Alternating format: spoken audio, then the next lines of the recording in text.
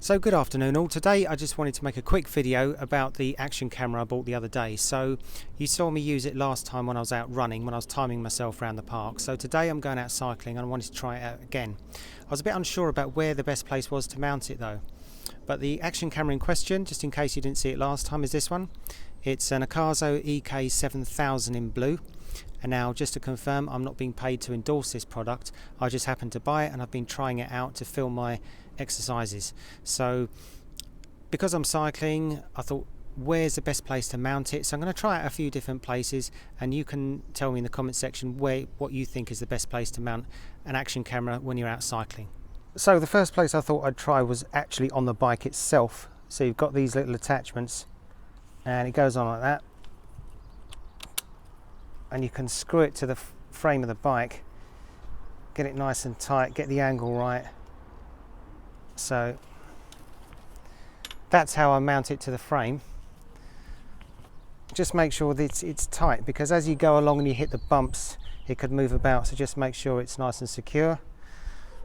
Okay, and this is the other way to do it, with the chest strap. So I found this worked okay for running, but it's also should work okay for when you're on the bicycle. I can't see why not.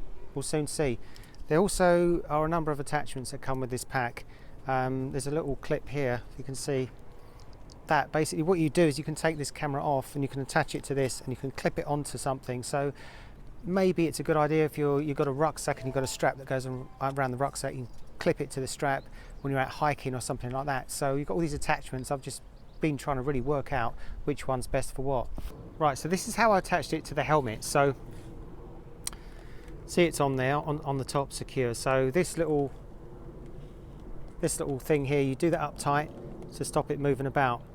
Okay, and these straps as well, so it attaches to a kind of base there, and then these straps, so what I do is I fed them through the slots in the helmet and then did it up nice and tight. You've got these clips here either side, and that's how I attached it. So that should be good for getting like an overall sort of higher view of the road. So I'm going to try that out. And also what is useful is these little ties. You can tie them around the actual camera to tie it to the frame nice and tight, so it doesn't sort of pop out if you go over like a big bump or something. Right, so I'm about ready to go cycling now, and I'm going to try out the action camera first of all on the chest strap. So I'm going to cycle for a few minutes with it on the chest strap and see how that looks, and then I'm going to switch it over to the handlebars and mount it on there, cycle for a few minutes, see what it looks like, see what the view's like, what the audio's like, and then lastly I'm going to switch it over and put the camera on the helmet, and you can see the different vantage points and what it looks like. So I'm just about to get going. I've got my high vis on. I find these are really good because when I'm out driving my car, I tend to see cyclists when they're wearing a high vis jacket, and it also helps just having another layer which I've put on when you're far from home and the temperature drops a bit and it seems like it's mild but it's actually getting a bit colder. It's good to have another layer. So I'm just about to get going. So first of all I'm going to try the chest strap and see what that looks like. Right, out on the open road. Right, let's see. I think it's pointing down a little bit, the camera, so I have to mess about with the angle.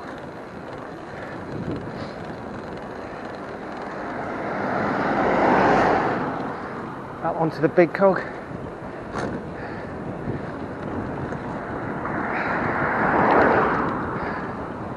So the first, it's got 14 gears, and the first 7 gears obviously operate on the small cog, and then you put it onto the bigger cog and you can get gears 8 to 14. So I'm in top at the moment. Not sure how fast I'm going. Probably on the camera it looks faster than it is.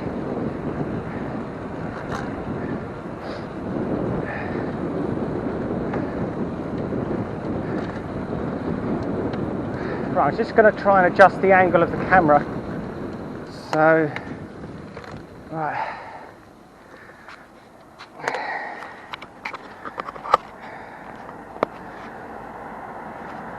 Right, up into the big cog. After a while you start doing it by ear. You don't have to look at it. You tend to look down at what you're doing when you're changing the gears, or amateurs like me do anyway, but I'm trying to do it by feel now. Just pull the lever back and I feel it go onto the higher gear setting. So I've angled the camera up a little bit, so we'll have to see if it affects the view at all. So at the moment, just to clarify, I've got it on the chest strap like I did when I was running, so I thought it'd probably give quite a good view.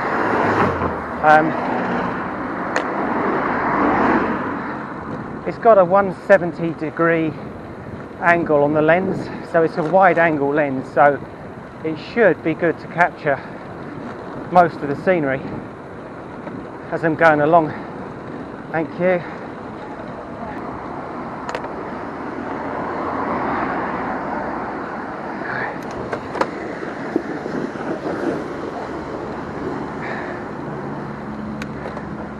Right, so what I do is I just change down to the bottom cog, so I'm now gears 1 to 7. When I hit like a bit of traffic or a hill, or I'm having to go a bit slower.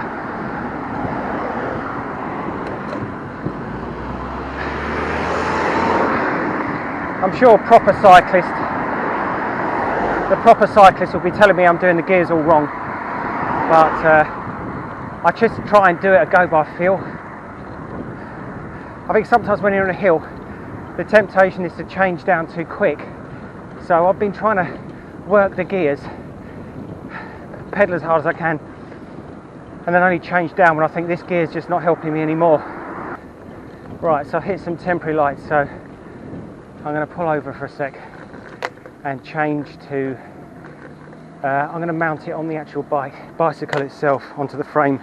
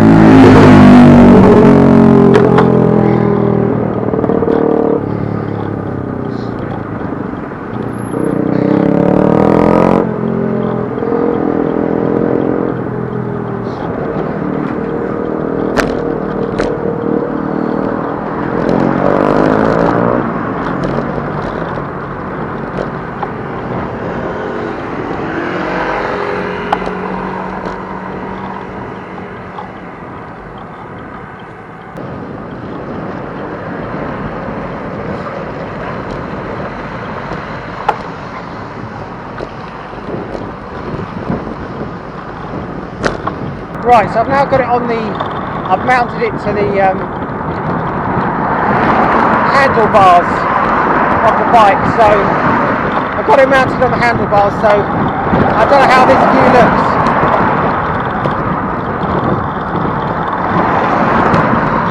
I don't know if you can hear me with the cars roaring past all the time.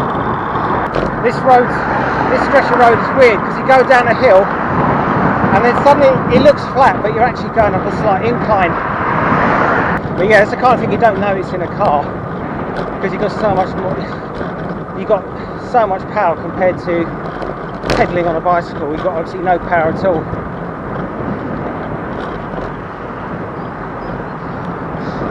You just don't feel it with the car's torque. You just pull it, unless it's a steep hill. But on a bicycle, you feel every single little slight hill. And you find yourself changing down, and it even looks like you're on a flat, but you've still got to change down.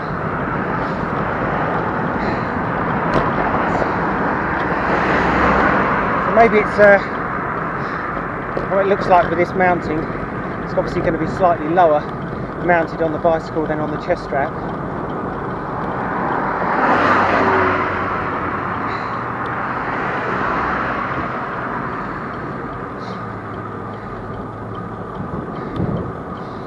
And after this, there's one more to try. Obviously, I'm going to try mounting it to the helmet and see how that goes. Yeah, you can definitely tell summer's coming because you can smell it's definitely high spring. You smell the pollen in the air. I can actually smell it. Everything's blooming, all the wild stuff as well. Right, so Now it's mounted to the helmet, so you probably notice it's a lot higher up. This is where cyclists seem to mount them most of the time, and I'm guessing it's because they get a better view of the road and like other cars in case someone cuts them up, that kind of thing.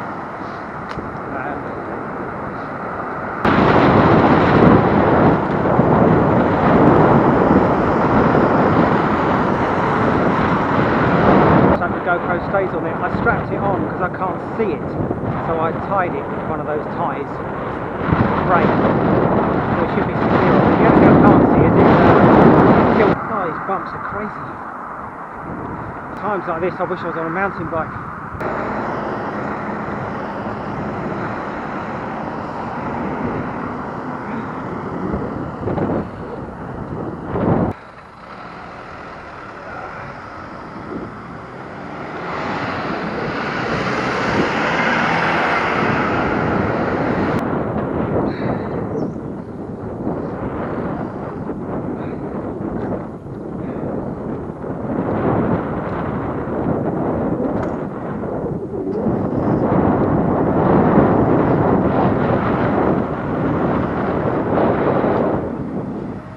Right, so I just got back, had a nice little cycle ride, not too long, just got the feel of using the camera in the different places.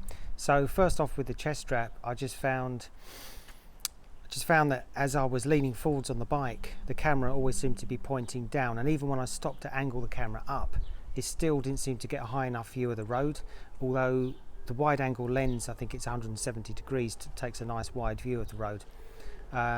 Also the audio I thought was pretty good. It picks up my voice nicely.